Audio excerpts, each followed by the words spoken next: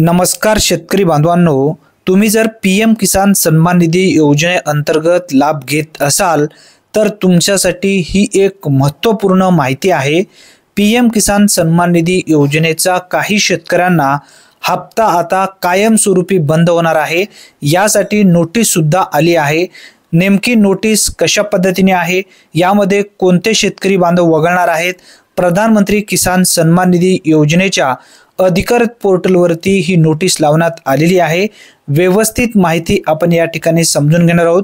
बघा, माननीय पंतप्रधान 2 ऑगस्ट 2025 रोजी वाराणसी येथून पीएम किसान योजनेचा 20वा हप्ता जारी केलेला होता। भरपूर अशा लाभार्थ्यांच्या बँक खात्यामध्ये जो 20वा हप्ता आहे तो जमा झालेला आहे, परंतु काही शेतकऱ्यांच्या खात्यामध्ये हा हप्ता आलेला नाही।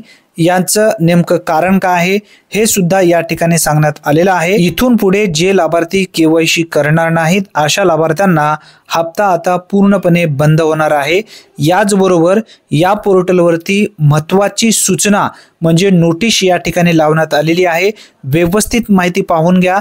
विभागाने काही संशयित प्रकरणे ओळखली आहे जी पीएम किसान योजनेच्या मार्गदर्शक तत्वामध्ये नमूद केलेल्या वगळण्याच्या निष्कर्षामध्ये येऊ शकतात।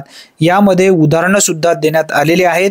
कोणकोणते लाभार्थी या योजनेमधून आता पूर्णपणे बंद होणार आहेत याची पूर्ण व्यवस्थित माहिती या ठिकाणी देण्यात आलेली आहे।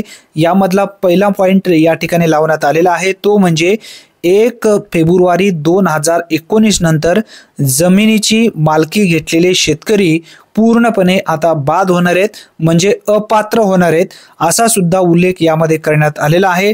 दुसरा पॉइंट आहे, ज्या प्रकरणामध्ये कुटुंबातील एकापेक्षा जास्त सदस्यांनी लाभ मिळवत आहेत अशा लाभार्थ्यांना आता इथून पुढे लाभ दिला जाणार नाही।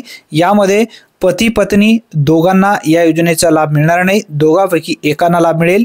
प्रौढ सदस्य आणि अल्पवयीन यापैकी एक लाभार्थ्यांना या ठिकाणी योजनेचा लाभ दिले जाईल। प्रत्यक्ष पडताळणी पूर्ण होईपर्यंत अशा प्रकरणाचे फायदे तात्पुरते रोखण्यात आलेले आहेत। म्हणजे हा 20वा हप्ता सुद्धा भरपूर शेतकऱ्यांना मिळालेला नाही। ज्यांना मिळालेले नसेल त्यांची पडताळणी सुरू आहे। पडताळणीमध्ये जर तुम्ही योग्य ठरलात तर परत तुमच्या खात्यामध्ये हे पैसे येतील। ज्यांचा हप्ता आलेला नाही अशा प्रत्येक लाभार्थ्यांनी लवकरात लवकर स्टेटस पाहून घ्या।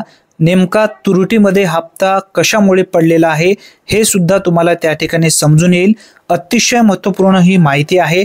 जास्तीत जास्त मित्रांपर्यंत हा व्हिडिओ नक्की शेअर करा। धन्यवाद मित्रांनो, पुन्हा भेटूया नवीन व्हिडिओमध्ये। जय हिंद।